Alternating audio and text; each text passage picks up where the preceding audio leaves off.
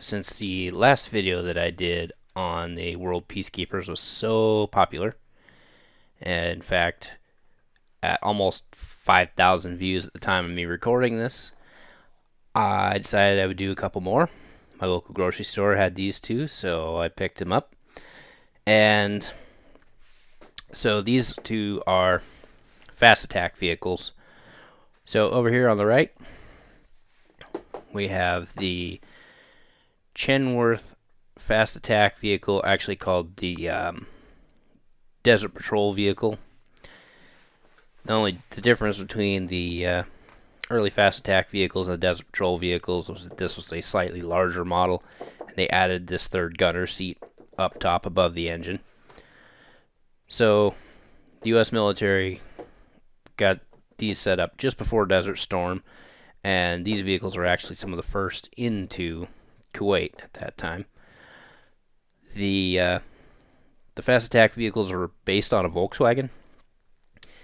So they have Volkswagen front suspension, rear suspension, and engine. And then the chassis were actually built by Chenworth. And Chenworth was famous for building like Baja 500, Baja 1000 vehicles. And the military contracted them to make a light fast attack vehicle. So it took me a little longer to find out what this one was, but this is the Chinese equivalent. So there's not a lot of information out there about these, so I can't give you any neat history to it, but I'm going to cut away and take these out of the packages. When I come back, we'll look at them a little closer.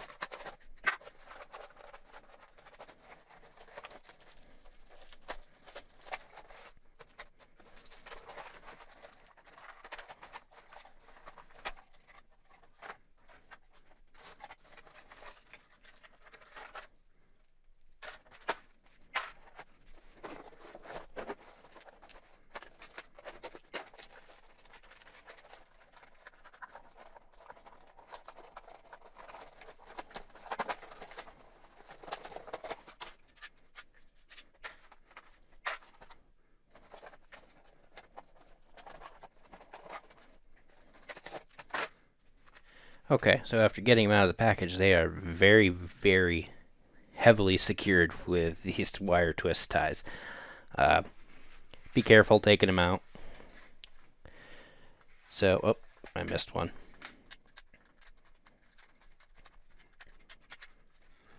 Oh, that's wrapped up through the body to hold this guy on.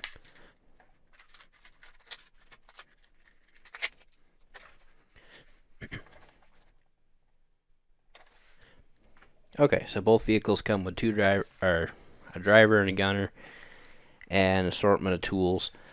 The Chinese one had this pack of small tools. A lot of the World Peacekeeper stuff has a lot of this detail stuff in them. It's one of the reasons why I really like these kits, as well as this rocket launcher, grenade launcher, was wired tightly up in the corner of the box. I do believe that it can also mount here.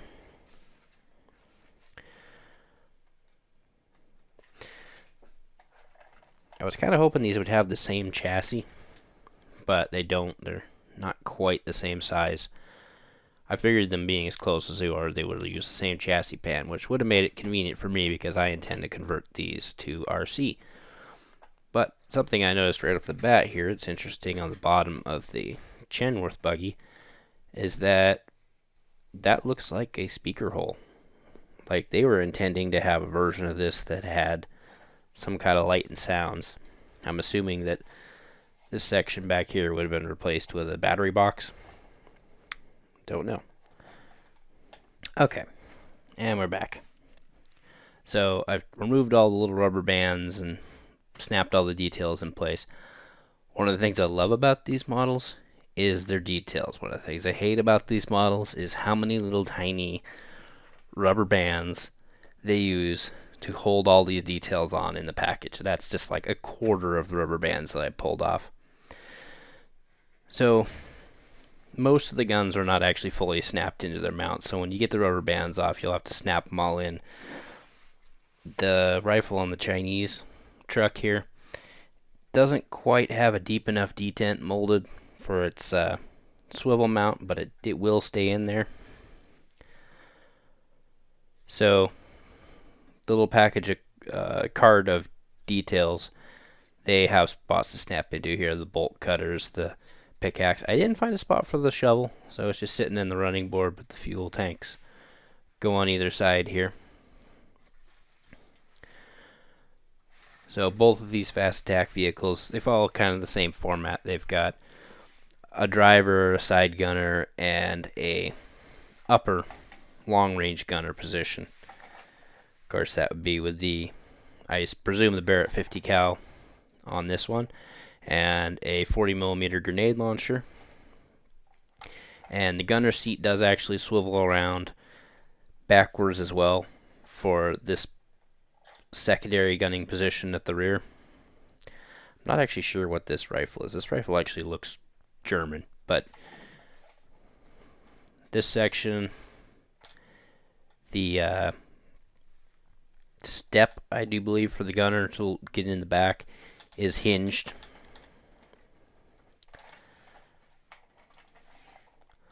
Overall, they did a pretty good job modeling the Chenworth buggy. I'm more familiar with this one, so I can comment on it more than the Chinese one, but other than feeling just a little bit wider than a Chenworth buggy actually would, I think they did a pretty decent job replicating it.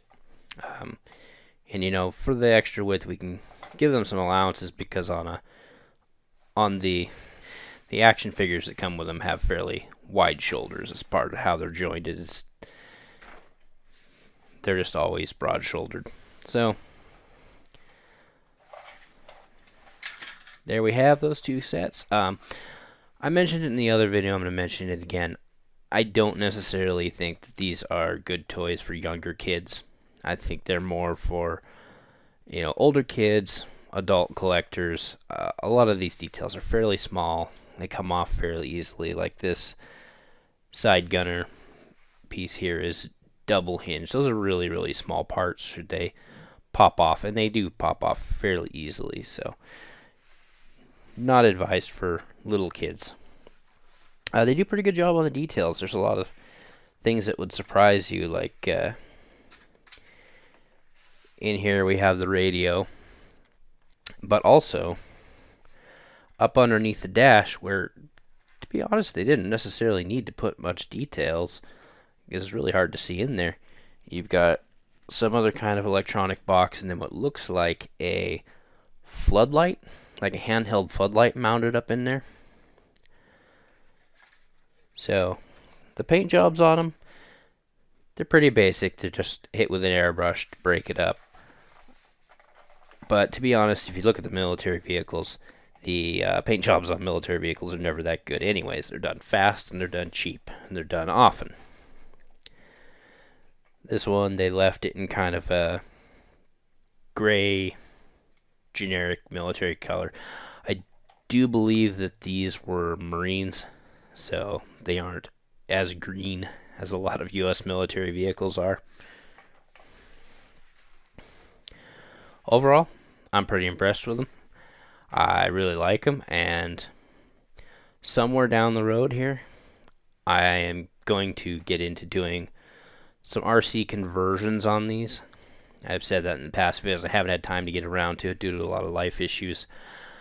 But if you're interested in kits, let me know down below. Because if there's enough interest in this, I'd like to design 3D printable parts. And I would do it both ways. I would make the parts available to the community for anyone who has a 3D printer. But I would also produce those parts and sell them in an online store that I'll have up soon. I haven't done much with it, but I have commercial printing licenses for a lot of gaming miniatures, and you know, I have things that I've designed for myself, and I might as well make them available as well for people who don't have 3D printers. But I'm going to try to make the conversions on these fairly simple, fairly straightforward, using maybe small N20 motors. They're, if you don't know what those are, they're a real small motor that has a built-in gear reduction head, and it's easy to, rather than try to come up with replacement axles for these, it's easy enough to just add a motor to each wheel. Alternately, I could try converting like WPL axles, but I do believe that, yeah, these WPL axles are going to be a little bit too wide. I could probably make it work, but if I do conversions, I want the conversions to be easy to do by anybody. So if you'd like to see that, though, let me know in the comments below.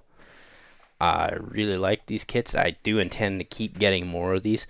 Every time I come across some more of these vehicles, they're kind of hard to find where I am in Alaska. I have to get them online generally. I was really surprised to see these in a local grocery store right around Christmas time. And then they went on sale shortly afterwards, so I went ahead and picked them up. But that's all for now. If you want to see more of this, like and subscribe, and comment down below if you'd be interested in seeing RC conversion kits for these.